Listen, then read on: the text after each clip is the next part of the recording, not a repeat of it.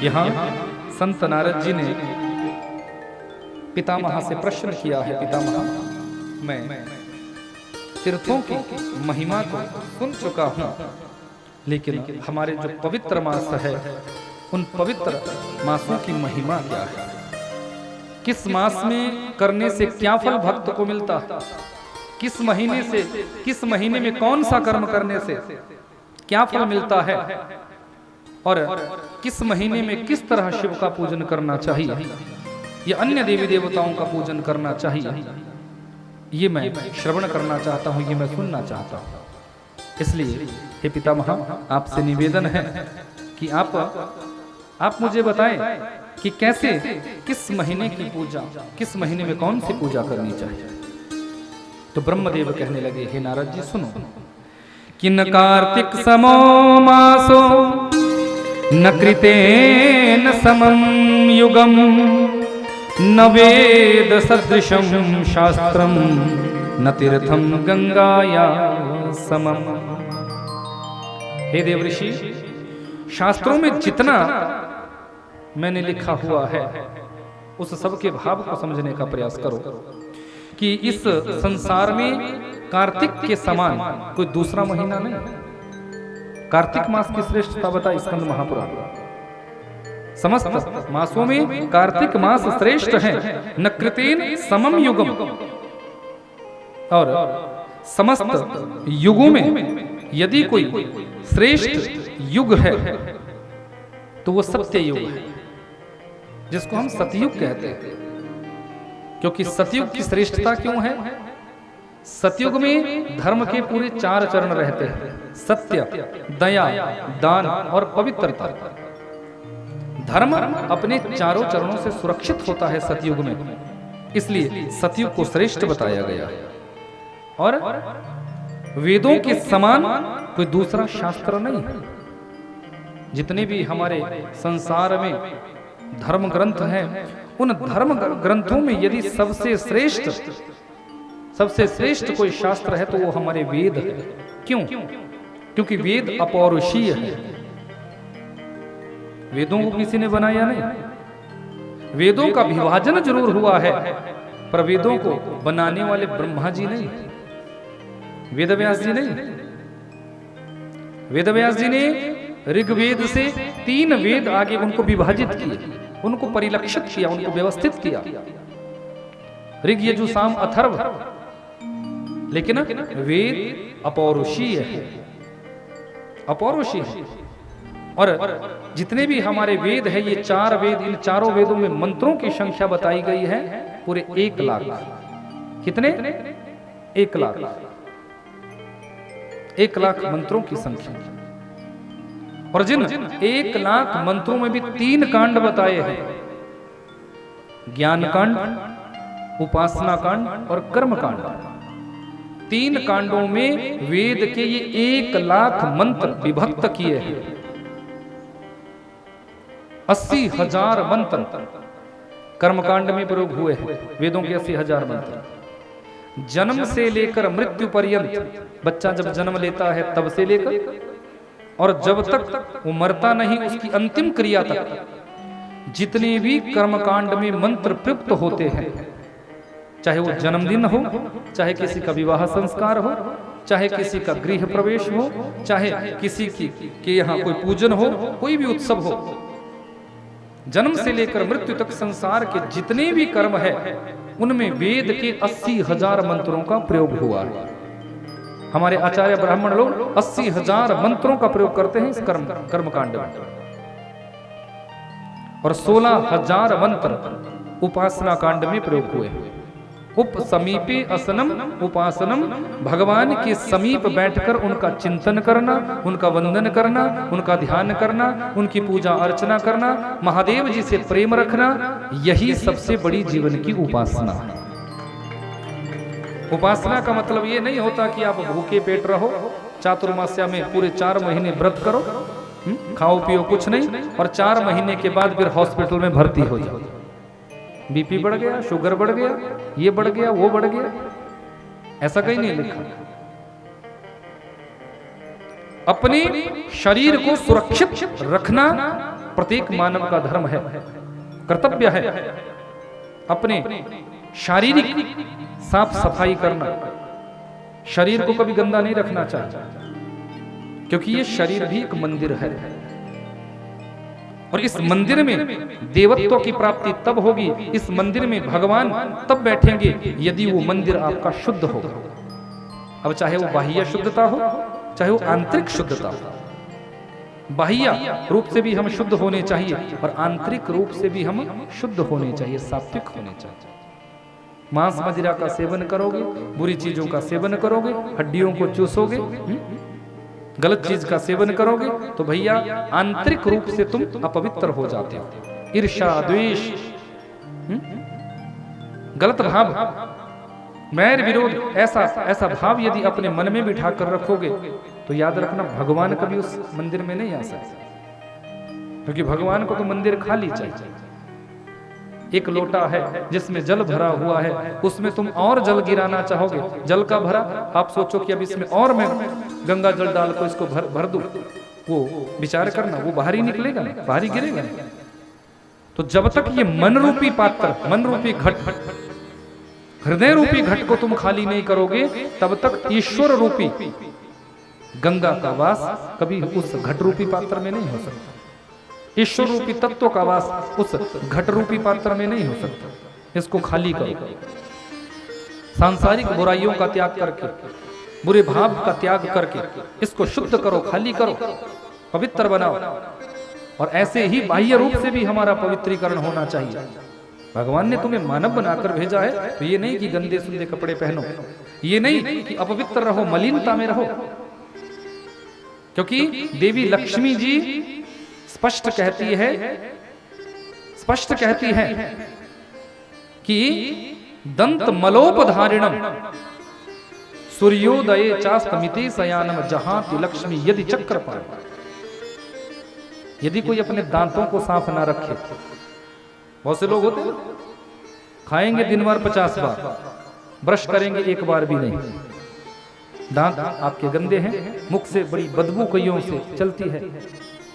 तो मुख से यदि तुम्हारी गंदी बदबू आ रही है तो विचार करो भगवान का वास तुम्हारे अंदर होगा। शारीरिक यदि शुद्धता तुम्हारी नहीं है तो भगवान क्या इस घट रूपी शरीर में वास करेंगे? हमें मानव बनाकर भेजा है, मानव विवेकी, पूर्ण विवेक के साथ हमें जीना चाहिए। अपने शारीरिक शुद्धता का भी ध्यान रखो, क्योंकि शारीरिक शुद्धता का जब ध्यान रखोगे तो ही इस शरीर से तुम भजन करोगे। क्यों? ये शरीर तुम्हारे लिए साधन दिया गया है। कौन सा साधन? साध्य की प्राप्ति के लिए, साधन साध्य तक पहुंचने के लिए। साध्य क्या है? शिव भक्ति। साध्य क्या है? नारायण भक्ति। ये हमारे जीवन का साध्य है।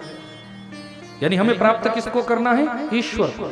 किसके द्वारा? इस साधन रूपी शरीर से। पर यह साधन रूपी शरीर यदि बुराइयों से, गलत चीजों के सेवन से, गंदगी से तुम इसको भरी रखोगे तो भैया ये मलिन हो जाएगा, दूषित हो जाएगा। और दूषित साधन का प्रयोग करने से कभी भी साध्य की प्राप्ति नहीं हो सकती। इसलिए इस मन रूपी घट को भी पवित्र रखो, तब जाके उपासना होगी। भूखे रहने से उपासना नहीं होती, भूखे रहने से पूजा नहीं होती। भूखा तो अजगर भी रहता है, 6-6 महीने तक पड़ा रहता है किसी कंदरा में, किसी गुफा में, किसी बिल में, भूखा ही होता है, हवा पीकर रह जाता है। उसको भगवान थोड़ी भी मिल गए। तो इसलिए उपासना का क्रम 16,000 वेद के इन मंत्रों में बताया। वेद के इन 16,000 मंत्रों में उपासना का क्रम बताया है कि ऐसे भगवान की उपासना करनी चाहिए निर्मल मन से। कि निर्मल मन जन सो मोहि पावा, मोहि कपट छल छिद्र न भावा। अंतःकरण की पवित्रता। और बचे जो 4,000 मंत्र है, ये 4,000 मंत्र ज्ञान कांड में है। अब देखो, ज्ञान के लिए तो मात्र 4,000 मंत्र है। वेद के 1,00,000 मंत्रों में से मात्र 4,000 मंत्र ज्ञान के हैं, और तो सब व्यवहारिक। कर्मकांड भी हमारा व्यवहारिक ही है। जो भी तुम करते हो, चाहे किसी का गृह प्रवेश करवा रहे हो, चाहे किसी का मुंडन संस्कार करवा रहे हो, चाहे किसी का जन्मदिन है, चाहे किसी का विवाह है, चाहे किसी की शालगृह है, चाहे किसी की यहाँ नवग्रह पूजन हो रहा है, ये सब व्यवहारिक है। इसलिए व्यवहारिक भाव में 80,000 मंत्रों का प्रयोग किया। और उपासना कांड भगवान तक कैसे पहुंचे, इसमें 16,000 मंत्रों का प्रयोग किया, क्योंकि जानते थे वेद व्यास जी, जानते थे ब्रह्मा जी, जानते थे हमारे देवी देवता की आने वाले युग में ज्ञानी इतने नहीं होंगे। ज्ञानियों के लिए 4,000 मंत्र ही रखे हैं, क्योंकि ज्ञानी होंगे ही नहीं, और यदि होंगे भी तो उनको अभिमान हो जाएगा। आप कोई भी एक प्रसंग ऐसा बता दो किसी भी पुराण का कि ज्ञानियों को पहले भगवान मिले, ज्ञानियों को भगवान पहले नहीं मिले, लेकिन सीधे साधे सरल भक्तों को भगवान जल्दी मिले, क्योंकि ज्ञानी के अंदर अपने ज्ञान का अवलंब होता है, ज्ञानी के अंदर अपने ज्ञान का अभिमान होता है कि मैं बहुत बड़ा ज्ञानी हूं, मैंने इतने मंत्रों को याद कर लिया, मैं इतनी कथाओं को कह गया। उसके अंदर कहीं ना कहीं ज्ञान का जो अभिमान रूपी दुर्गुण है वो जागृत हो जाता है, इसलिए उसे भगवान की प्राप्ति नहीं होती। लेकिन जो सरलता से भगवान को भजता है, उस सरल हृदय वाले भक्त को भगवान की प्राप्ति हो जाती है। इसलिए वो ज्ञानियों को नहीं मिले, सरल हृदय जिसका है उसको भगवान मिले। इसलिए सरलता बनाओ, श्रद्धावानम लभते ज्ञान, ऐसा आया। श्रद्धा को प्रकट करो, ज्ञान तो अपने आप आ जाता है, ज्ञान लेने की जरूरत नहीं। आप आ जाओ कि हमें ज्ञान चाहिए, हमें ज्ञान चाहिए, ज्ञान आ जाएगा? बोलो, ज्ञान आ जाएगा? नहीं आएगा। एक बार एक साधु के पास कोई चोर चला गया, चोर गया, बोले मुझे ईश्वर का दर्शन कराओ, भगवान का दर्शन कराओ, मुझे भगवान का दर्शन करना है। अब साधु महात्मा अपने भजन में बैठे हैं, चोर को क्या आप दर्शन कराओ?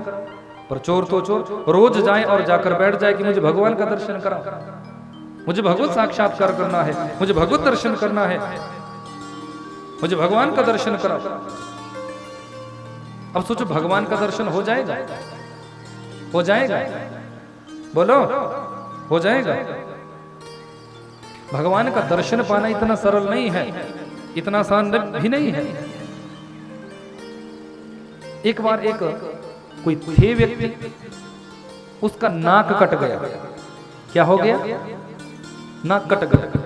कुछ काम करते हुए हो जाता है, काम कुछ कर रहा था और लगा यहाँ, कट गया नाक। अब जिस भी गांव में जाए, जहां भी जाए, लोग बोले वो देखो नकटा आ गया, वो देखो नकटा आ गया।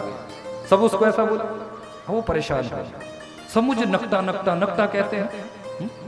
तो उसने सोचा, इतनी बेइज्जती मेरी संसार में हो रही है, लोग मेरा इतना अपमान कर रहे हैं, क्यों ना मैं साधु बन जाऊं, क्योंकि साधु भेष में रहूंगा तो लोग सम्मान देते हैं, माला पहनाते हैं, बड़े बड़े ऊंचे ऊंचे सिंहासन पर बैठाते हैं, लोग पैसे भी जेब में डालकर चले जाते हैं। सोचा महात्मा बन जाओ, साधु बन जाओ। अब उस नकटे ने क्या किया कि महात्मा बन गया, साधु बन गया, बाबा जी का भेष धारण कर लिया, खूब मालाएं पहन ली, खूब लंबी लंबी जटाएं बढ़ा ली, लंबी लंबी दाढ़ी कर ली, बन गए बाबा जी। बाबा जी बनने में क्या लगता है, बन गए बाबा। पर लोग तो लोग फिर भी उसको ना छोड़े, बोले नकटा बाबा आ गया, नकटा बाबा आ गया। पहले उसको नकटा बोलते थे, अब नकटा बाबा बोलने लगे। वो आया वो नकटा बाबा, वो आ गया वो नकटा बाबा। उसने सोचा बाबा जी बनने के बाद भी लोगों ने मुझे नहीं छोड़ा, अपने साथ भीड़ जुटानी पड़ेगी। एक दिन बैठे ऐसे ध्यान, लोगों की भीड़ लगी हुई। एक व्यक्ति आया, बोले आप ध्यान में हंसते हो, कभी हंसने लग जाते हो, कभी बातें करने लग जाते हो, ऐसा क्यों करते हो? बोले मैं भगवान से बातें करता हूं। बोले भगवान से? हाँ, ये देखो ये बैठा है मेरे सामने भगवान, ठीक ठाक हुआ? कितना माखन खाया, कितनी गोपियों के साथ बंसी बजे, सच में? बोले हाँ, ये देखो तुम्हें नहीं दिख रहे हैं। बोले तुम्हें कैसे दिखेंगे, तुम्हारे पास वो शक्ति नहीं, मेरे पास वो शक्ति है, मुझे भगवान दिख रहे हैं। अब उस व्यक्ति को भी लगा कि बोले मुझे भी भगवान दिखा दोगे? बोले हाँ दिखा दूंगा, कल सुबह सुबह आना, तुझे भी भगवान दिखाऊंगा। अब वो व्यक्ति चला गया, सुबह सुबह 4 बजे पहुंच गया, बोले दिखाओ कहाँ है? बोले देखो सामने बैठे। बोले सामने बैठे, मुझे तो दिख नहीं रहे। बोले तुझे कैसे दिखेंगे, तेरा नाक कटा नहीं है। भगवान को देखने के लिए नाक कटवाना पड़ा। देखो मेरी कटी है ना, मेरी कटी है इसलिए मुझे दिख रहे, तेरी नहीं कटी इसलिए तुझे नहीं दिख रहे। बोले अच्छा, अब भगवान का दर्शन पाने के लिए ललाही था बेचारा। बोले काट दो मेरी। अब लिया उसकी भी काट दी। अब 1 से 2 हो गए। बोले दिखाओ भगवान। बोले दिखाओ भगवान। बोले नहीं दिखते। बोले आपने तो बोला नाक कटने के बाद दिख जाएगा। बोले मैंने भी ऐसा सोचा था, पर अपने साथ संख्या बढ़ाने के लिए मैंने तुम्हारी कटवा दी, दिखते विखते कहीं नहीं। पर तू भी किसी से मत बोलना, जो भी कोई पूछे यही बोलना कि नाक कटवा लो दिखेंगे। अब दूसरा व्यक्ति पूछा, अब दोनों बैठे तो वो भी कहने लगे देखो ये भगवान बैठे सामने, देखो माखन खा रहे, कितने सुंदर, आहा कैसा सुंदर दर्शन, कितनी सुंदर वेणु हाथों में ले रखी है, कैसे सुंदर भाव से गोपियों के साथ रास करे, सब कुछ दृश्यमान हो रहा, सब कुछ दिख रहा है। वो लोग कहने लगे सचमुच दिखते हैं? बोले हाँ, तुम्हें भी कटवानी पड़ेगी। धीरे धीरे धीरे पूरे गांव के लोगों ने अपनी नाक कटवा दी, पर दिखे किसी को भी। पूरा गांव नकटों का हो गया,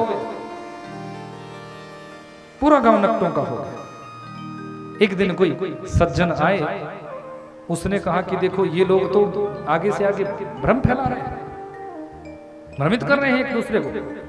इन्होंने तो बहुत बड़ा पंथ अपना एकत्रित कर लिया है। एक बात मैं आपसे निवेदन करना चाहूंगा, हिंदू वैदिक सत्य सनातन धर्म एक ही है, उसके कई हिस्से नहीं हो सकते। यदि कोई अपनी मर्जी से कोई पंथ खड़ा कर दे और उसके बाद ये कहने लग जाए कि ये धर्म है, वो धर्म नहीं है, वो धर्म का विरोधी है। वो धर्म नहीं, वो धर्म के विरोधी है। क्योंकि 5,500 वर्ष पहले मेरे परात्पर प्रभु ने गीता जी में स्पष्ट लिख दिया था, स्वधर्मे निधनम श्रेया पर धर्मो भयावह।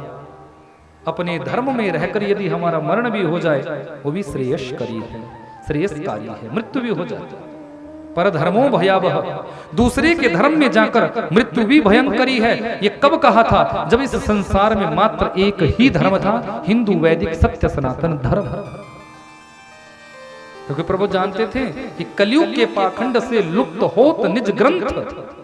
कलयुग में बहुत ऐसे लोग हो जाएंगे जो अपने ही नाम से अपना धर्म चला देंगे, अपने नाम से ही धर्म शुरू कर देंगे, पंथ चला देंगे, पर धर्म की परिभाषा उसको नहीं दी जाएगी।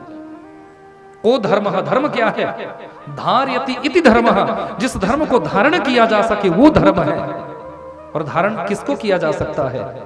हमारे वेद पुराणों के भाव को धारण किसको किया जा सकता है? मेरे राम जी के चरित्र को धारण किसको किया जा सकता है? जो मेरे परात्पर प्रभु ने गीता सुनाई, उस गीता को अपने जीवन में धारण किया जा सकता है।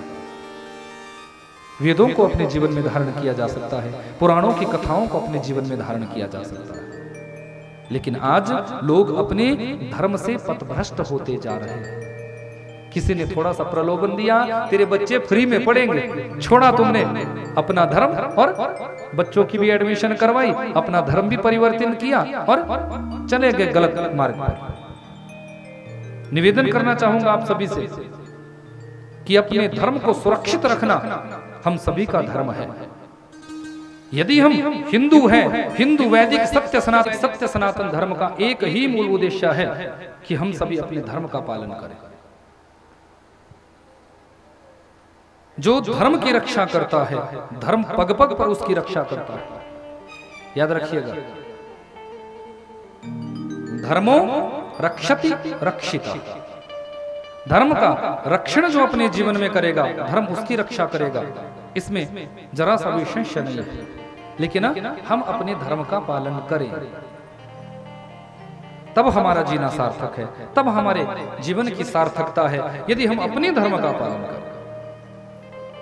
आज लोगों ने अपने नाम से बड़े बड़े पंथ शुरू कर दिए, बड़ी बड़ी भीड़ जुटा दी, पर वो सब विधर्मी लोग हैं, वो खुद भी नरक के गामी बनेंगे और अपने साथ जुटाई हुई भीड़ को भी नरक के ही कुंड में गिरा रहे हैं, नरक के ही सागर में डुबा रहे हैं। इसलिए आप सभी से बस मेरा व्यासपीठ से इतना ही निवेदन है, आज आज स्वतंत्रता दिवस है, 75वां स्वतंत्रता दिवस पूरे भारतवर्ष में मनाया जा रहा है। भारतवर्ष ही नहीं, विदेशों में भी जो भारतीय बैठे हैं वो विदेशों में बैठकर भी आज स्वतंत्रता दिवस के इस भाव को मना रहे हैं, स्वतंत्रता दिवस के भाव को मना रहे हैं। तो स्वतंत्रता दिवस का भाव हमारे जीवन में एक ही संदेश देता है बहुत बड़ा, कि जिन वीर योद्धाओं ने, जिन वीरांगनाओं ने, जिन वीर सपूतों ने, मां भारती के श्रेष्ठ लालों ने अपना जीवन समर्पित कर दिया था। किस लिए? अपने जीवन में अपने देश की रक्षा के लिए, क्योंकि उनके जीवन का एक ही धर्म था, मां भारती की रक्षा करना। मां भारती की स्वतंत्रता के लिए, मां भारती के श्रेष्ठ रक्षण के लिए उन्होंने अपने जीवन का बलिदान कर दिया था, अपने जीवन का बलिदान कर दिया था।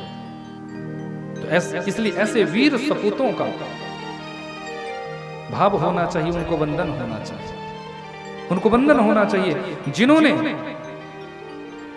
जिन्होंने हमें आज स्वतंत्र रूप से, आज अपने मन से आप खा सकते हैं, आप अपनी इच्छा से आप विहार कर सकते हैं, अपनी इच्छा से आप अपना घर मकान बना सकते हो, अपनी इच्छा से आप अपने बच्चों को पढ़ा लिखा सकते हो, अपनी इच्छा से आप दुनिया का कोई भी कार्य कर सकते हो। यदि वो स्वतंत्रता आपके अंदर नहीं होती, वो स्वतंत्रता यदि हमारे राष्ट्र में नहीं होती, तो क्या ये सब कार्य हम इतनी स्वतंत्रता से, इतने प्रेम से कर सकते थे? कभी भी नहीं। तो ऐसे वीर सपूतों के श्री चरणों में हम सभी को नमन करना चाहिए और ये संकल्प धारण करना चाहिए कि एकता में बहुत बड़ी ताकत है। मैंने आपको कथा सुनाई थी एक चिड़िया की, एक छोटी सी चिड़िया समुद्र को खाली करने तक की ताकत रखती है, पर वो अकेली कुछ नहीं कर सकती थी। एकता में ही बल होता है। संघे शक्ति कलियुग, कलियुग में संघ में शक्ति है। इसलिए यदि अपने राष्ट्र की गरिमा चाहते हो, यदि अपने राष्ट्र को बचाना चाहते हो, अपने धर्म का यदि पालन करना चाहते हो, तो एकजुटता में रहो। आज हम जाति पाति इन भावों में बंट रहे हैं, इन छोटी छोटी बातों के भावों में हम बटे जा रहे हैं, लेकिन हम अपना मूल धर्म भूलते जा रहे हैं कि हम सभी मानव हैं। हमारा पहला धर्म है मानवता का परिचय देना, मानवता का दर्शन कराना। हम सब मानव हैं। इन व्यर्थ के प्रपंचों में हमको नहीं गिरना चाहिए, इन व्यर्थ के प्रपंचों में हमें नहीं डूबना चाहिए। मौलिक रूप से जो हम सभी का धर्म है वो मानवता है, वो मानवता है। तो हमें एक अच्छे मानव का परिचय अपने जीवन में देना चाहिए,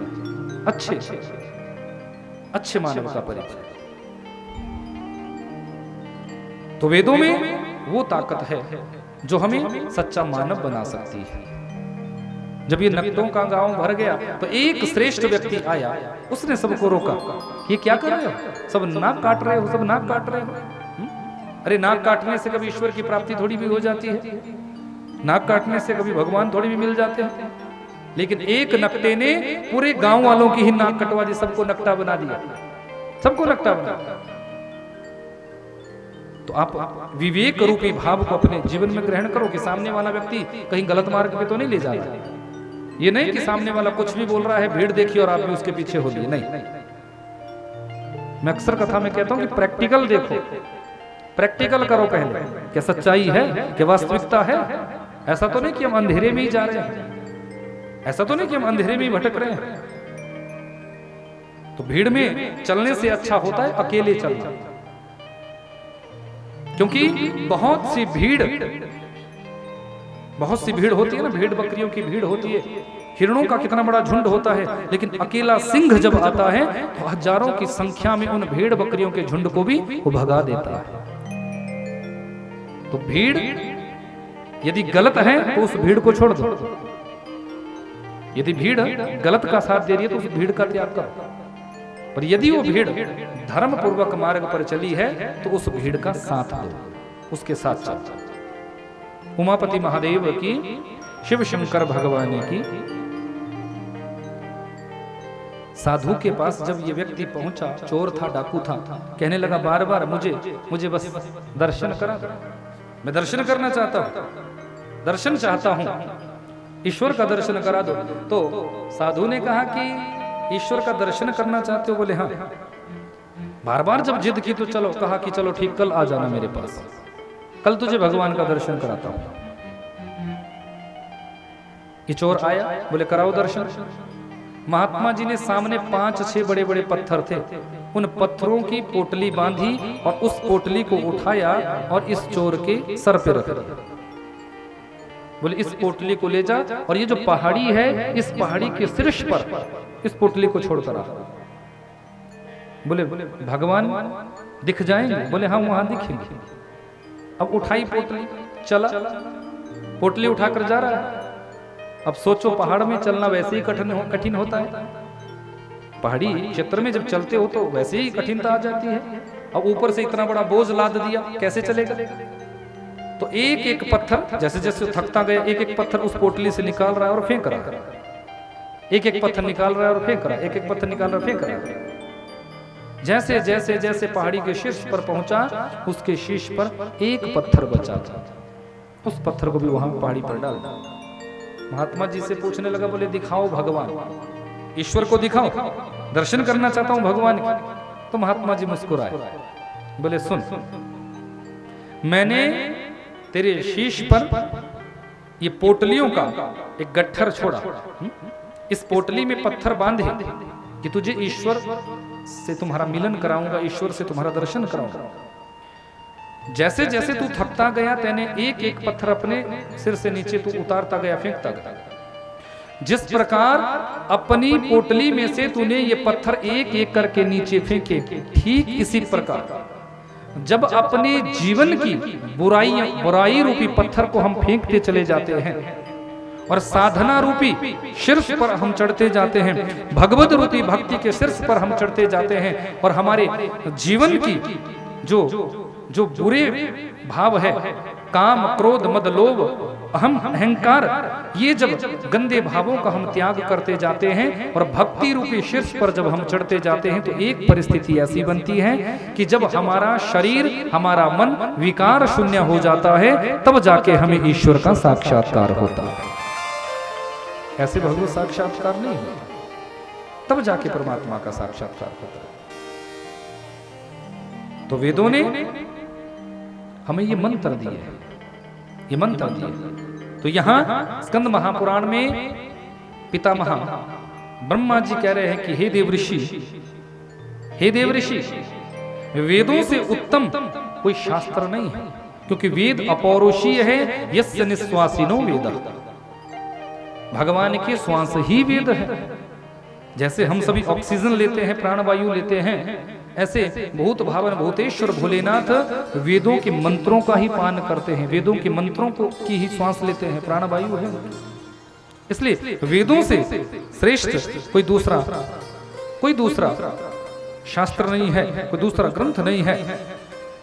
और गंगा जी के समान कोई दूसरी पवित्र नदी है, न गंगाया समृतम नदी, गंगा से श्रेष्ठ कोई दूसरी नदी नहीं है, और अन्न के सदृश कोई दूसरा दान नहीं है। तो कितनी ऊंची बात बताई, अन्नदान की बहुत बड़ी महिमा स्कंद महापुराण में जगह जगह बताई। अन्नदान सबसे बड़ा दान है। अन्नदान करने मात्र से समस्त तीर्थों का फल आपको मिल जाता है, समस्त तीर्थों का। कोई भी जीव तुम्हारे सामने आया और तुम्हारे पास कुछ है, तुरंत उसका दान करो। तुम्हें पता है कि वो एक बहन यहाँ आती है, विगत कुछ वर्ष पहले उन्होंने चर्चा की थी कि कुत्तों को, जो वैसे ही गली के कुत्ते होते हैं, उन कुत्तों को वो बहन रोज रोटी बनाकर उनको डालती है, उनको भोजन देती है। भक्तवत्सल भगवान की, उमापति महादेव की। तो देखो उस बहन का कितना ऊंचा भाव है। ये भी एक सेवा। चिंटियों को आटा डालो, बंदर आपके यहाँ बहुत होते हैं, बंदरों को कुछ ना कुछ दो, अब वो बेचारे भी तो कुछ खाएंगे।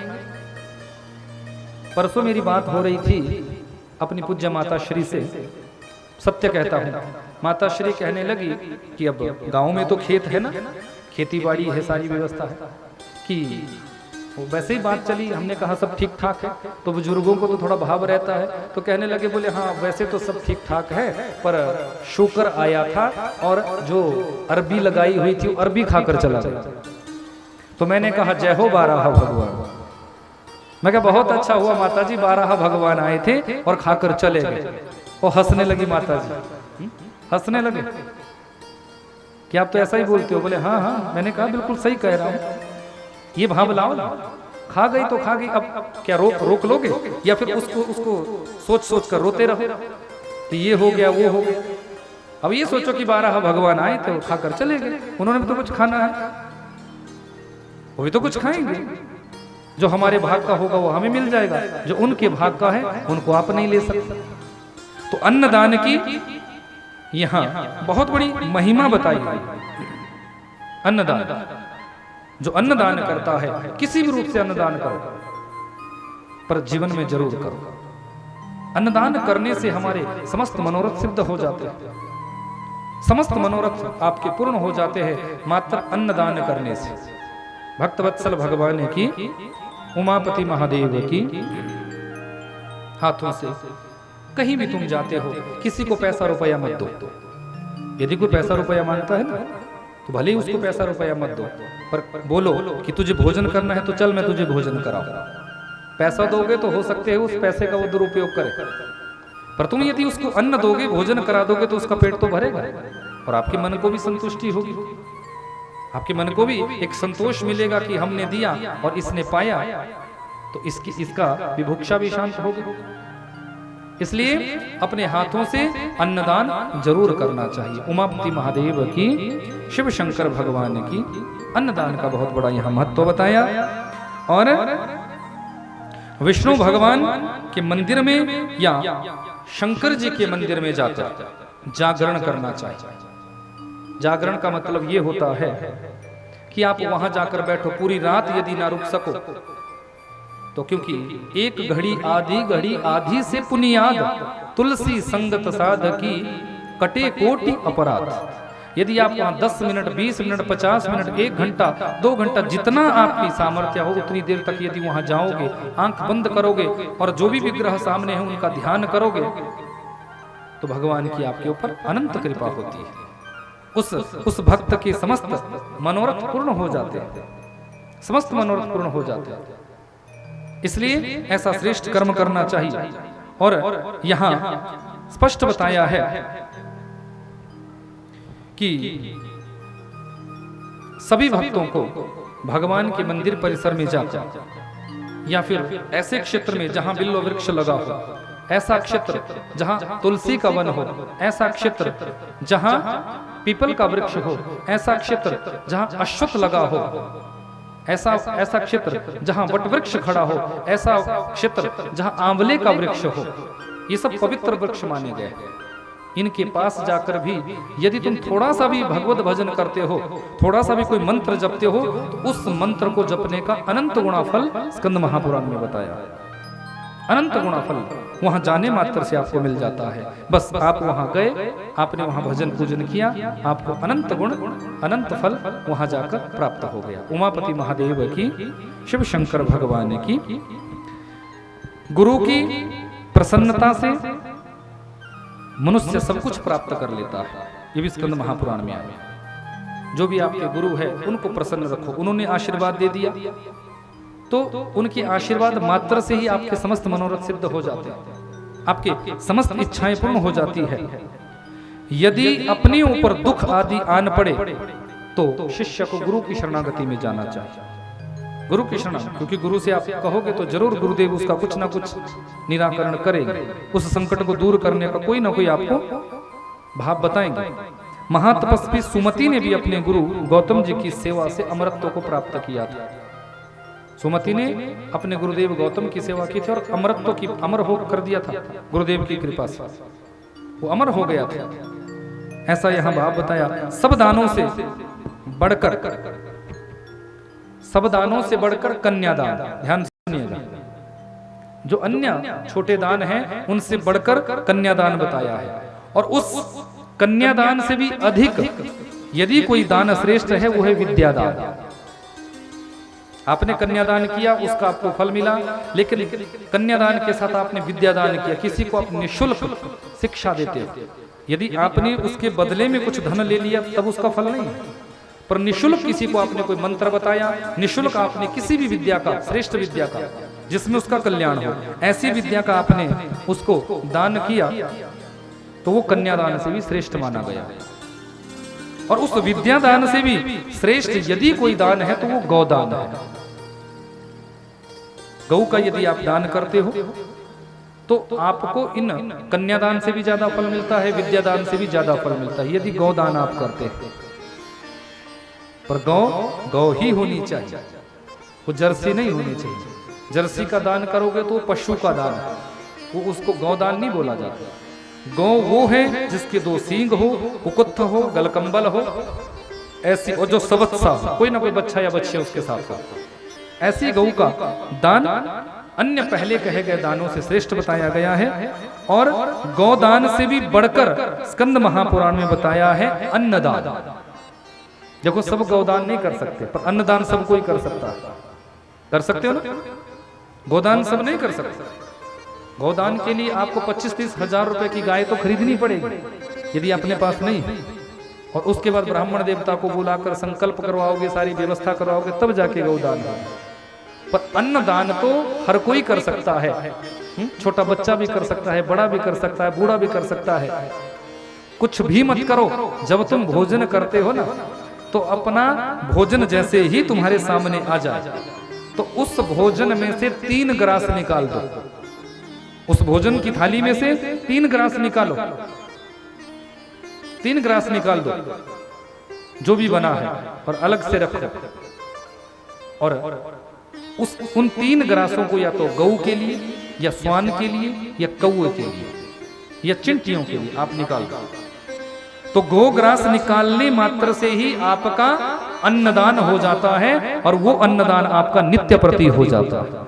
रोज का नियम बनाओ, रोज का नियम बनाओ कि हमें जब जब भोजन करना है तब तब हमें अन्नदान करना है। रोज हो जाएगा, किसी से मांगने की जरूरत नहीं, कहीं जाने की जरूरत, अपने हिस्से से दो। किसी से मांग कर लोगे, घर वालों, यदि आपने कोई दान कर दिया, घर वालों ने डांट लगा दी कि हम कमा रहे हैं और तू खर्च रहा है, तो उस दान का कोई महत्व तो नहीं। पर जो तुम्हें थाली परोसी गई है उनमें से 3 ग्रास तो आप निकाल ही सकते हो, उसमें तो कोई नहीं बोलेगा। मान लो 3 ग्रास, एक चपाती के आपने 3 टुकड़े किए, जो भी बना है सब्जी दाल जो भी है उसको उस पर रखा, और आपने गौ माता के लिए, कौवे के लिए, पक्षियों के लिए, चिंटियों के लिए, स्वान इत्यादि के लिए आपने वो 3 ग्रास निकाल दिए। 3 ग्रास निकाल दिए और हाथों में लिया जल, और जल लेने के बाद एक बात बहुत अच्छी बता रहा हूं, आप यदि इसको अपने जीवन में अपना सको तो अपना लो, जीवन में यदि इसको उतार सको तो उतारने का प्रयास करो। इस भाव से यदि भोजन करोगे तो मैं गारंटी के साथ कह सकता हूं कभी भी तुम्हारे शरीर में कोई रोग व्याधि नहीं लगेगी, असाध्य रोग नहीं लगेगा। जब भी आप भोजन करो 3 ग्रास आपने निकाले, अर्पण तो करना है भगवान को कि त्वदीयम वस्तु गोविंद तुभ्यमेव समर्प, ये सब कर दिया।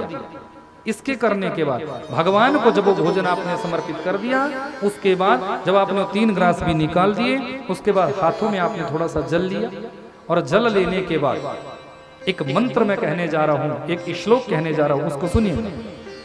उस श्लोक को स्कंद महापुराण का श्लोक है, ध्यान से उस श्लोक को जीवन में याद करने का प्रयास करिए कि अनम ब्रह्मा रसम विष्णु भोक्ता देवो जनार्दन एवं ध्यात्वा तथा ज्ञात्वा अन्न दोषो न लिप्यते। इस मंत्र को आपने उस जल को अंजलि में भरने के बाद बोला। दोबारा रिपीट करूं? बोलो, हो गया? दोबारा रिपीट करूं कि अनम ब्रह्मा रसम विष्णु भोक्ता देवो जनार्दनम एवं ज्ञात्वा तथा ध्यात्वा अन्न दोषो न लिप्यते। ऐसा कहने के बाद आपने वो जल उसका आचमन कर दिया, और उसके बाद आपने भोजन प्रारंभ किया। अब वो भोजन भोजन नहीं रहा, इसको बोलने के बाद वो भोजन आपका प्रसाद बन गया। और प्रसाद को पाने से कभी विकार नहीं आ सकता, ऐसा स्कंद महापुराण कहते हैं, क्योंकि प्रसादस्तु प्रसन्नता, प्रसाद को पाने से प्रसन्नता आती है, विकार नहीं आ सकता। अब इसका अर्थ थोड़ा समझा दूंगा।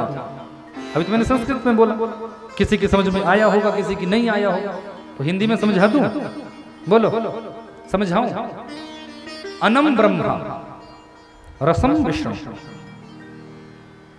अन्न जो है ब्रह्म का रूप है, क्योंकि कलयुग में अन्न में ही प्राण है। कलयुग में बिना अन्न से इस शरीर की प्रकृति नहीं हो सकती, शरीर की पुष्टि नहीं हो सकती।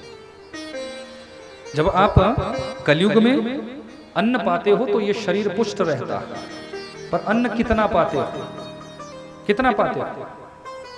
हमारे जीवन में एक मुट्ठी अन्न पर्याप्त होता है। हमारी मुट्ठी में जितना अन्न आता है, शास्त्रों में ऐसा आया है, उतना अनाज हमारे शरीर की पुष्टि के लिए पर्याप्त होता है। पर अब ये तो आप जानो कि आप कितनी मुट्ठी खाते हैं। बोले महाराज, जब सामने हमारी फेवरेट डिश बनी हो, फिर तो चपातियां अंदर गटक ले मेंढक की तरह, 10 जाती है कि 5 जाती है तो पता ही नहीं, फिर हो जाते हो ऐसे, अरे बहू उठा दे अब मुझे, एक तरफ बेटा एक तरफ बहू लगेगी, इतना खाना कि चल बहू बेटे तक ही सीमित रह जाओ, ऐसा ना हो कभी क्रेन बुलानी पड़ जाए। हाँ, उमापति महादेव की, शिव शंकर भगवान की, इतना ना खा ले कि कभी क्रेन का ही प्रयोग करना पड़े। तो इतना भोजन हमारे शरीर के लिए श्रेष्ठ होता है, एक मुट्ठी भर, लेकिन हम अधिक खाते हैं। और ये सत्यता है कि बिना खाने से दुनिया में आज तक कोई नहीं मरा है। जो भी आज तक इतिहास में मरा है वो खाने से ही मरा है। जीभ पर कंट्रोल है नहीं, और फिर ये शुगर हुआ, ये बीपी बढ़ा, ये कोलेस्ट्रॉल बढ़ा, ये नई बीमारी, कोई पुरानी बीमारी, कभी कोई बीमारी, सब खाने से ही लगती है। सीमित खाओ, कम खाओ। तो अन्नम ब्रह्मा, उस अन्न में ब्रह्म भाव है। रसम विष्णु, उस अन्न के अंदर जो रस तत्व है वो साक्षात नारायण के लिए है, नारायण भाव है। अन्नम ब्रह्मा रसम विष्णु भोक्ता देवो जनार्दनम। और उस अन्न को खाने वाले, उस अन्न का भोग लगाने वाले कौन है? साक्षात जनार्दन भगवान, यानी मेरे नारायण महाप्रभु। जनार्दनम ये नारायण का ही एक नाम है सहस्र नामावली में।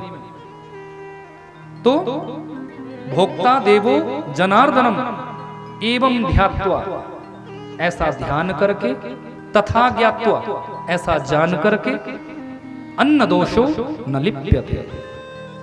अन्न में जो कोई भी दोष हो, जो कोई भी विकार हो, जो कोई भी विकृति उस अन्न में हो, क्योंकि जो आपके यहाँ अन्न आ रहा है जरूरी नहीं कि वो विकार शून्य ही होगा। उस भोजन में कोई भी विकार हो सकता है, कोई भी विकार हो सकता है। मैंने आपको बताया था, आगे भी चर्चा करूंगा, कि जिस अन्न में बाल गिर जाता है वो अन्न दूषित हो जाता है। स्कंद महापुराण में बहुत बड़ी चर्चा हुई इन विषयों पर।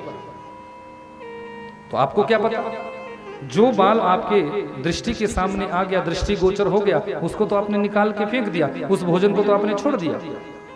पर यदि कोई सूक्ष्म, कोई छोटा बाल उसमें गिरा है, वो तो आपको दिखा नहीं, दोष तो उसमें रह गया। उस भोजन में किसकी दृष्टि पड़ी ये भी आपको पता नहीं, वो भोजन किस व्यवस्था में बना है ये भी आपको पता नहीं, वो भोजन जहां से आया है, किस दुकान से आया है, किस भाव से आया है, किन किन लोगों का स्पर्श उस अन्न के साथ हुआ है, उसमें तो नाना प्रकार के दोष हो सकते हैं। और वही दोष हमारे शरीर में विकार पैदा करते हैं, विकार जनित कराते हैं। तो इसलिए जब आप इस मंत्र को बोलते हो तो इस मंत्र का उच्चारण करने मात्र से अन्न दोषो न लिप्यते, उस अन्न में कोई दोष नहीं रहता, वो अन्न निर्दोष हो जाता है, दोष मुक्त हो जाता है, दोष शून्य हो जाता है। और उस अन्न को पाने से वो अन्न फिर प्रसादी बन गया, और प्रसादी व्यंजन को पाने से, प्रसादी वस्तु को पाने से भगवान की ही प्राप्ति होती है, प्रसन्नता ही तुम्हारे हृदय में आती है, विकार कभी आ ही नहीं सकता। प्रसादस्तु प्रसन्न। इसलिए अन्नदान का बहुत बड़ा महत्व। यहाँ स्कंद महापुराण में बताया। कार्तिक मास में विशेष रूप से अन्नदान करना चाहिए। और नित्य प्रति के लिए मैंने आपको बता दिया, गौग्रास निकालना शुरू कर दो, रोज अन्नदान हो जाएगा। जो आप खाते हैं उसमें से एक चपाती निकालो, बस ज्यादा तो नहीं, एक चपाती भी निकालोगे तो भी अन्नदान हो गया। अन्नदान की बहुत बड़ी ताकत है। पर यह नहीं कि उस हमारे द्वारा कोई भी दान यदि होता है तो उसकी व्याख्या नहीं करनी चाहिए। एक बार कोई सेठ जी थे, बहुत बड़े सेठ साहूकार, धनाढ्य, इतने बड़े धनाढ्य थे कि उसको इतना भी पता नहीं कि मेरे पास संपत्ति कितनी है। पर मैंने आपको बताया था कि लक्ष्मी चंचला है, लक्ष्मी कभी स्थिर नहीं रहती। आज किसी के पास है तो यह अभिमान कभी मत करना कि मेरे पास इतना है, और आज यदि किसी के पास नहीं है तो यह भी दुख मत करना कि मैं निर्धन हूं। कब तुम संपन्न बने जाओगे कुछ कहा नहीं जा सकता, और कब संपन्न व्यक्ति निर्धन बन जाएगा यह भी कुछ कहा नहीं जा सकता। बड़े बड़े राजा महाराजा थे, बड़े बड़े राजा महाराजा थे ना, उन राजा महाराजाओं का वंश तक समाप्त हो गया। वो बड़े बड़े महल, वो राजघराने सारे समाप्त हो गए। कहां गए? क्योंकि समय का फेर, समय का पहिया बड़ा विचित्र गति से चलता है, बड़ी विचित्र गति से चलता है। अब धीरे धीरे धीरे क्या हुआ कि सेठ जी एक दिन निर्धन हो गए, गरीब, बड़ी निर्धनता छा गई। पर जब ये सेठ अमीर था, धनाढ्य था, इसने अपने जीवन में बहुत दान पुण्य किया। स्कूल बनवाए, कॉलेज बनवाए, बावड़ियां खुदवाई, कुएं खुदवाए, धर्म के कार्य करवाए। जब इसके पास धन था तो खूब इसने धर्म के कार्य करवाए, लेकिन उसके बाद भी ये निर्धन हुआ, उसके बाद भी निर्धन हुआ।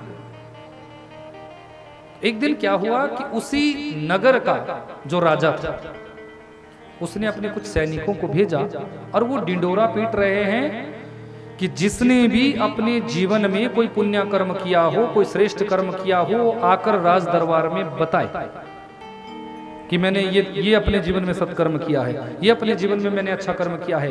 राजा उसके द्वारा किए गए पुण्य कर्मों का उसको फल देंगे। राजा उसके पुण्य कर्मों का उसको फल देंगे, जो भी उसने पुण्य कर्म किए होंगे। अब सेठ जी की पत्नी बाजार में घूमने गई थी, तो सेठ जी की पत्नी के कानों में ये आवाज गई, सब्जी खरीदने के लिए गई थी। तो सब्जी खरीदते खरीदते जब राजा के सैनिकों को डिंडोरा पीटते हुए सुना तो उसको एक आशा की किरण जगी। उसको लगा कि अच्छा, मेरे पतिदेव ने तो बड़े दान पुण्य किए हैं, मेरे पतिदेव ने तो बड़े श्रेष्ठ कर्म किए हैं, और यदि मेरे पतिदेव राजा के पास अपने उन सब श्रेष्ठ कर्मों को का व्याख्यान करेंगे, जाकर बताएंगे, तो अवश्य ही हम पुनः धनाढ्य हो जाएंगे, पुनः हम बहुत ज्यादा सेठ जीवन हो जाएंगे, अमीर हो जाएंगे। दौड़ कर गई है, सब्जी छोड़ी और अपने पतिदेव से कहने लगी कि हे स्वामी जी, आज मैंने राजा के सैनिकों की ये बात सुनी है, आप भी जाओ। सब लोग जा रहे हैं, अपना अपना पुण्य बता रहे हैं, अपना अपना अच्छा कर्म बता रहे हैं, अपना अपना दान पुण्य का जो किया गया भाव है वो बता रहे हैं, आप भी जाकर बताओ। तो सेठ जी ने कहा कि देवी यदि ऐसा है तो ठीक है, मैं भी जाता हूँ। राजा के पास जैसे ही घर से निकलने लगे हैं तो पत्नी ने देखा बाहर धूप बहुत है, मार्ग लंबा है, मार्ग में पतिदेव को भूख लगेगी। तो 4 रोटी पत्नी ने बड़े प्रेम से एक पोटली में बांधी और कहा कि स्वामी जी, जहां भूख लगे वहीं वृक्ष के नीचे कहीं छाया में बैठकर इनको पा लेना, रास्ता लंबा है। अब सेठ जी निकले, आधा रास्ता जब तय कर लिया तो एक वृक्ष की छांव में, सेठ जी थक भी चुके थे, तो उसी वृक्ष की छांव में बैठ गए। सोचा यहीं थोड़ा बैठूं, और फिर ध्यान आया कि मेरे पास मेरी देवी जी ने भोजन भी दे रखा है, तो सोचा यहीं बैठकर इस भोजन को पाऊं। तो पोटली खोली, जैसे ही पोटली खोली है उसी समय सामने से एक कुतिया आई है। एक कुतिया आई और उसके साथ 3-4 बच्चे भी चले हुए, उसके पिल्ले भी साथ चले हुए, और वो कुतिया सामने बैठ गई। सेठ जी को टकटकी बांध कर देख रही है। सेठ जी को दया आ गई। सेठ जी ने सोचा अवश्य ही ये कुतिया भूखी है, पहले इसको दे दूं, उसके बाद मैं अपना पेट भर लूंगा। 2 रोटी उसने अपनी 4 रोटी में से ली और उस कुतिया को दे दी। कुतिया ने 2 रोटी खाई। सेठ जी जैसे ही अपनी 2 रोटी खाने लगे, वो कुतिया फिर टुकटुकी बांध कर देख रही है। सेठ जी को लगा कि शायद इसका पेट नहीं भरा। पेट कैसे भरेगा, 4-5 इसके बच्चे हैं, ये सब दूध पीते होंगे और इसको भूख ज्यादा लगती होगी। तो उनको दया आई, चलो मैं आज पानी पीकर ही गुजारा कर लूंगा। अपनी वो 2 रोटी भी सेठ जी ने उठाई और वो 2 रोटी भी उस कुतिया को ही डाल दी। 4 रोटी कुतिया को खिलाई, अपने आप पानी पिया, भगवान का ध्यान किया और सेठ जी यहां से चले गए। राज दरबार में पहुंचे, राजा ने पूछा, सब लोग अपना अपना पुण्य कर्म बता रहे थे, तो राजा ने भी जब पूछा तो सेठ जी भी अपना पुण्य कर्म बताने लगे। बोले राजन मेरे बहुत पुण्य कर्म है, मैंने बहुत पुण्य कर्म किए हैं। बोले सेठ जी बताओ।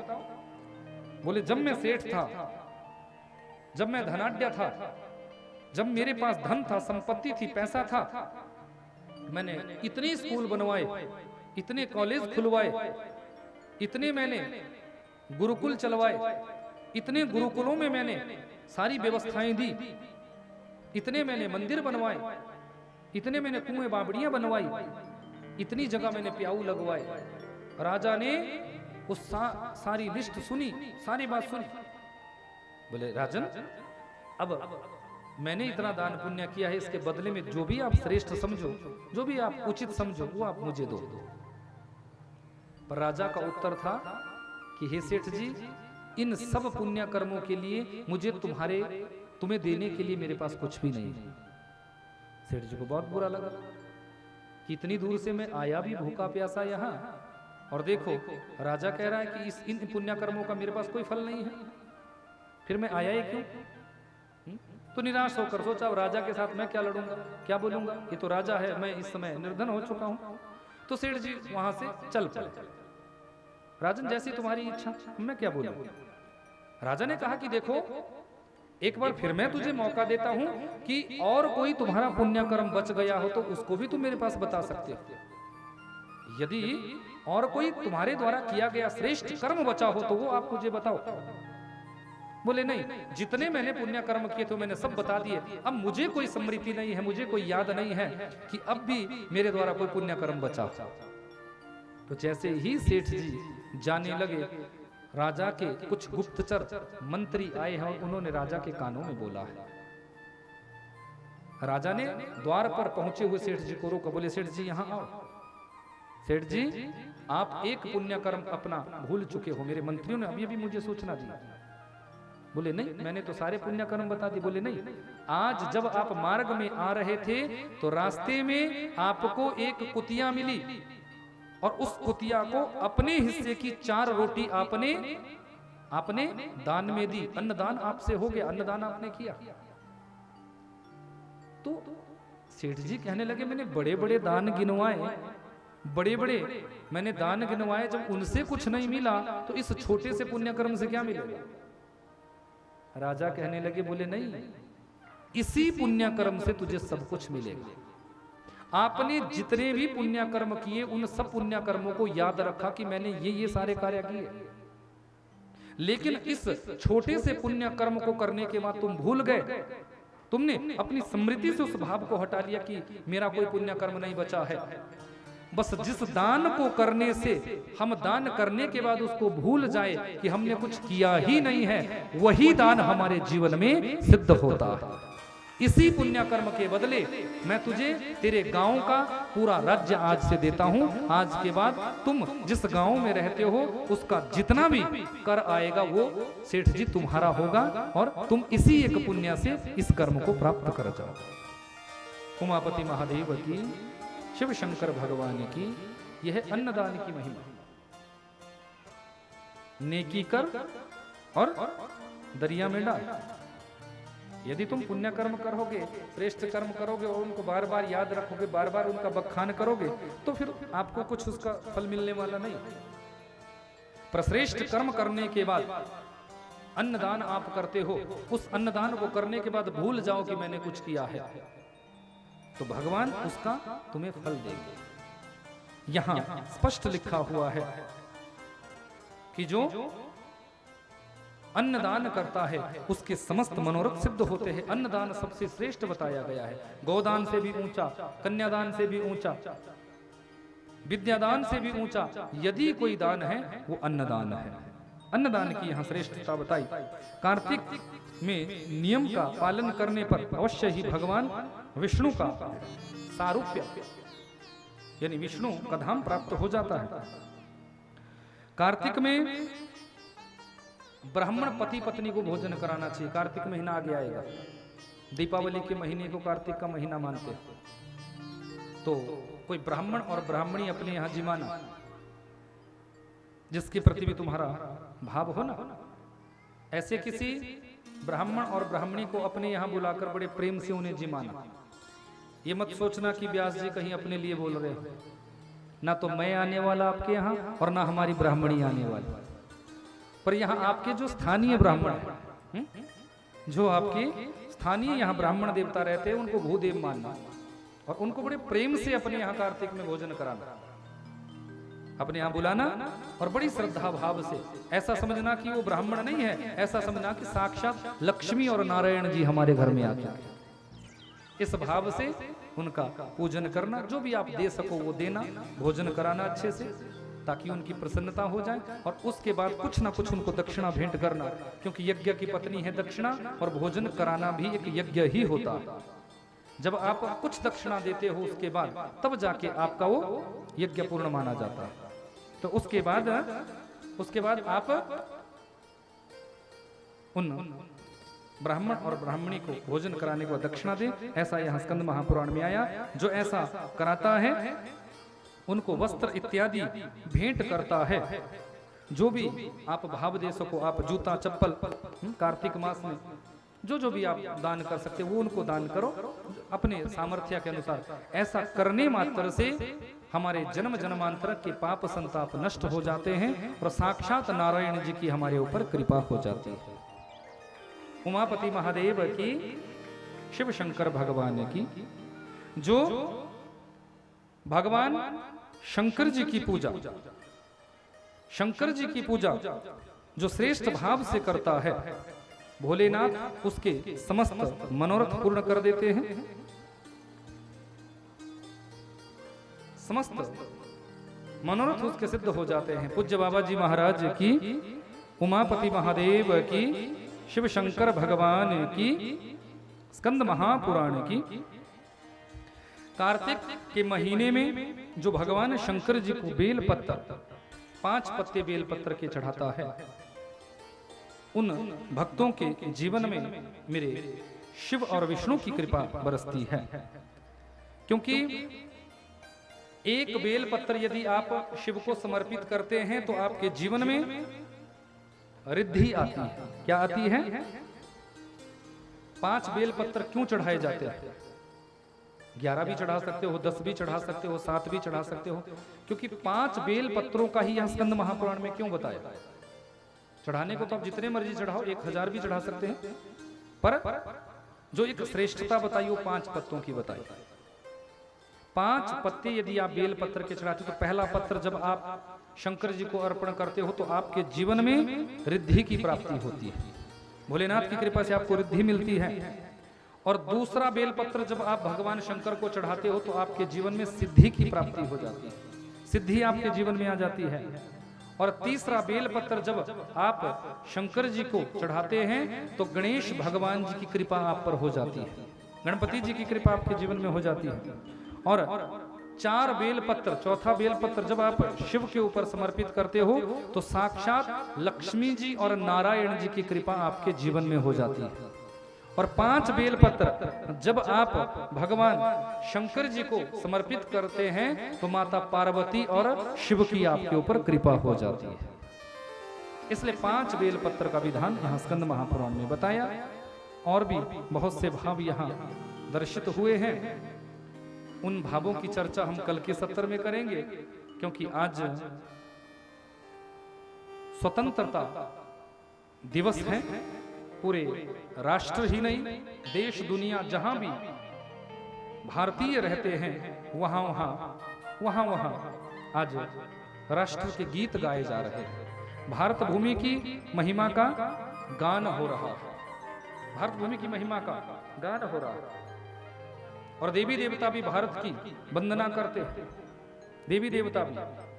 अधिकांश पुराणों में, ब्रह्म पुराण में भी स्पष्ट आया है कि गायन्ति देवाः किल गीतकानि धन्यास्तु ते भारत भूमि भागे स्वर्गापवर्गास्पदमार्ग भूते भवन्ति भूयः पुरुषः सुरत्वा। इसलिए अपने राष्ट्र के गीत गाने चाहिए। देवताओं ने भी ये गाया। जिसके पास भी राष्ट्र ध्वज है, इंडियन फ्लैग जिसके पास है, वो उसको लेकर खड़ा हो जाएगा। अपनी अपनी जगह पर खड़े हो जाओ और आओ बड़े आत्म सम्मान के साथ, आत्म भाव के साथ। और देखो, किसी को कष्ट नहीं पहुंचाना है, किसी को चोट नहीं लगनी चाहिए। बड़े प्रेम से आप इनको अपने राष्ट्रीय ध्वज को लहराओगे। और मैं अपने ये जितने भी हमारे मूवी मेकर हैं, इनसे कहूंगा कि ये सारे भक्तों को कैप्चर करे अच्छे से। उमापति महादेव की, शिव शंकर भगवान की, सबने मस्ती में गाना है। उन वीर सपूतों को एक श्रद्धांजलि समर्पित करनी है इस भाव से, जिन्होंने इस भारत भूमि की गरिमा को बढ़ाने के लिए, इस मातृभूमि की गरिमा को बढ़ाने के लिए अपने शरीर तक की आहुति दे दी। थोड़ा वॉल्यूम बढ़ाओ इसका।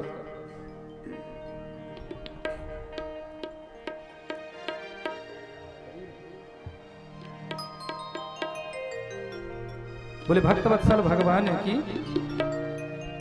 पूरा एक भारतीय वीरांगना के साथ, क्योंकि यहाँ वीरांगनाएं ज्यादा है। वैसे तो ऐसा नहीं है, पीछे मैं देख रहा हूं, मुझे लगता है 60 से प्लस तो होंगे ये बुजुर्ग, जिन्होंने भी अपने हाथों में देखो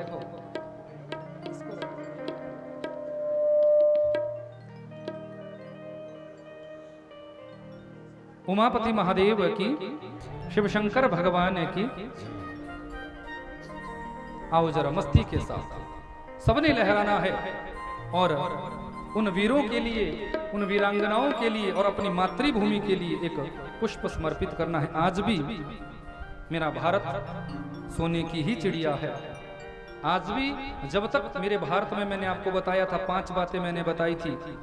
गाय का सम्मान जब तक मेरे राष्ट्र में है, गीता का सम्मान जब तक मेरे राष्ट्र में है, गंगा का सम्मान जब तक मेरे राष्ट्र में है, और स्त्री मातृशक्ति का सम्मान जब तक मेरे राष्ट्र में है, और मां भारती का सम्मान जब तक हमारे भारतीयों के हृदय में है, तब तक इस भारत की ओर कोई आंख उठाकर भी नहीं देख सकता, आंख उठाकर भी नहीं देख सकता।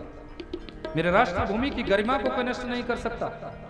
तो भाव से सबने गाना है।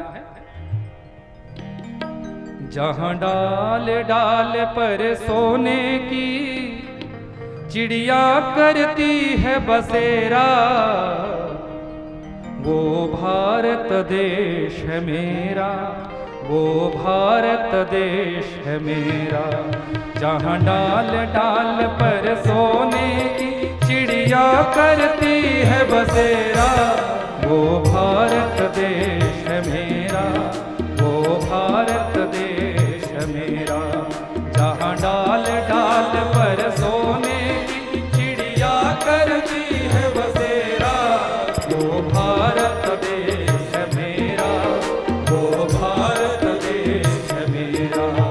जहां डाल डाल पर सोने की चिड़िया करती है बसेरा, वो भारत देश है मेरा, वो भारत देश है मेरा। जहाँ सत्य अहिंसा और धर्म का पग पग लगता है डेरा, वो भारत देश है मेरा, वो भारत देश है मेरा।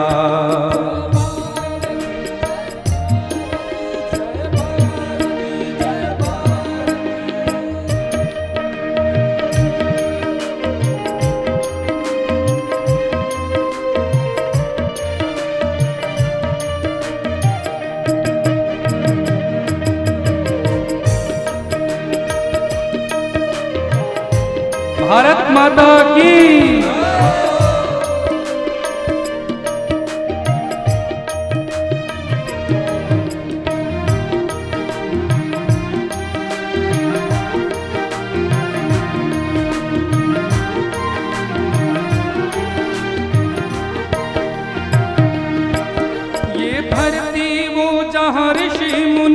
जपते हरि नाम की माला।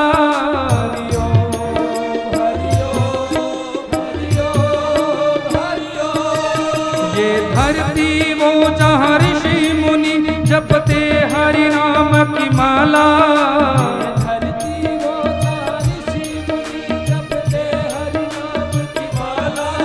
जहाँ हर बालक एक मोहन है और राधा हर एक बाला। जहाँ सूरज सबसे पहले आकर डाले अपना डेरा, वो भारत देश मेरा, वो भारत देश मेरा, वो भारत देश मेरा, वो भारत देश मेरा।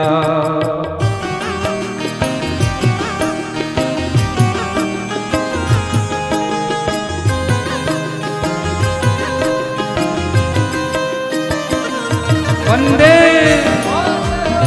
वंदे वंदे।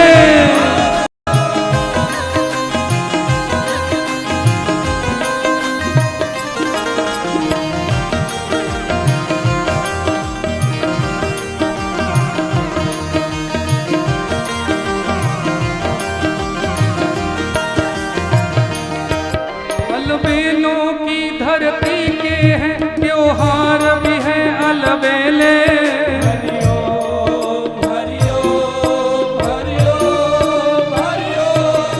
अलबेलों की धरती के ये त्योहार भी है अलबेले।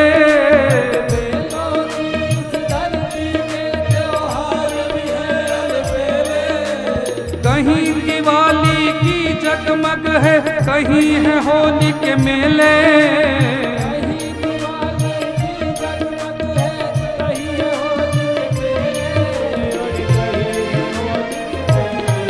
जहाँ रंग राग और हंसी खुशी का चारों ओर है घेरा, वो भारत देश मेरा, वो भारत देश मेरा, वो भारत देश मेरा, वो भारत देश मेरा।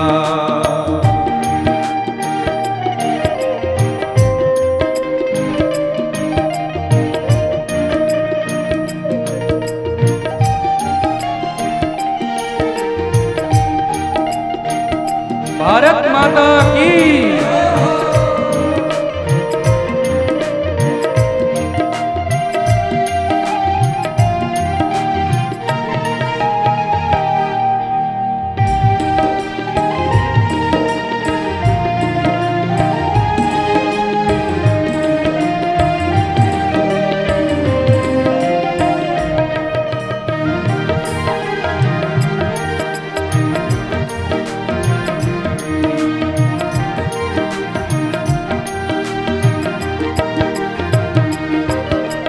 आसमान से बातें करते मंदिर और शिवालय।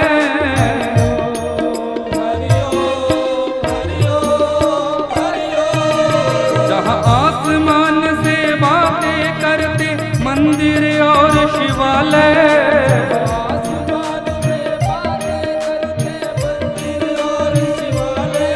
जहाँ किसी नगर में किसी द्वार पर कोई न ताला डाले,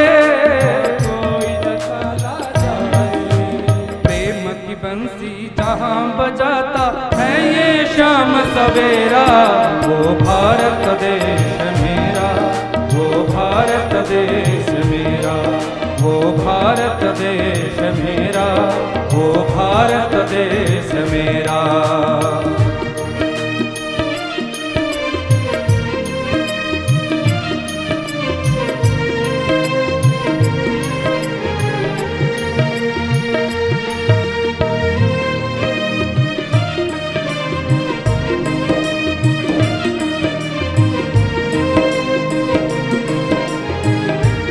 भारत माता की।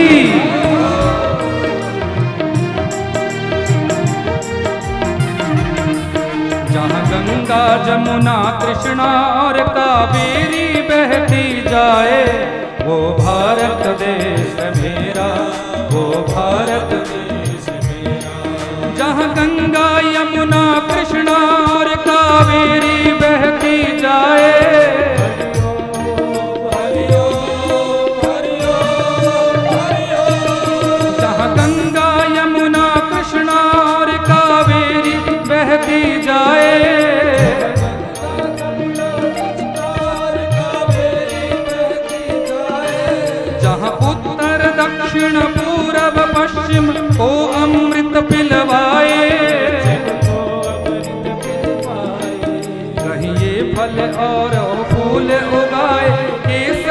कहीं बिखेरा, वो भारत देश मेरा, वो भारत देश मेरा। जहाँ डाल डाल पर सोने की चिड़िया करती है बसेरा, वो भारत देश है मेरा, वो भारत देश मेरा। जहाँ सत्य अहिंसा और धर्म का पग पग लगता है डेरा, वो भारत देश मेरा, वो भारत देश है मेरा, वो भारत देश है मेरा, वो भारत देश मेरा, वो भारत देश है मेरा, वो भारत देश है मेरा, वो भारत देश है मेरा, वो भारत देश है मेरा, वो भारत देश है मेरा, वो भारत देश है मेरा, वो भारत देश है मेरा, वो भारत देश है मेरा, वो भारत देश है मेरा, वो भारत देश है मेरा, वो भारत देश है मेरा, वो भारत देश है मेरा। भारत माता की वंदे वंदे वंदे। जय भारती, जय हिंद। सभी तिरंगे का सम्मान करते हुए बड़े ही सम्मान के साथ, बड़े ही भाव के साथ इसको आपने अपने पास रखना है। ये हमारी राष्ट्र की गरिमा है और तिरंगे का अपमान किसी भी रूप में भी नहीं होना चाहिए। आप बड़े प्रेम से इसको आप अपने पास रखें।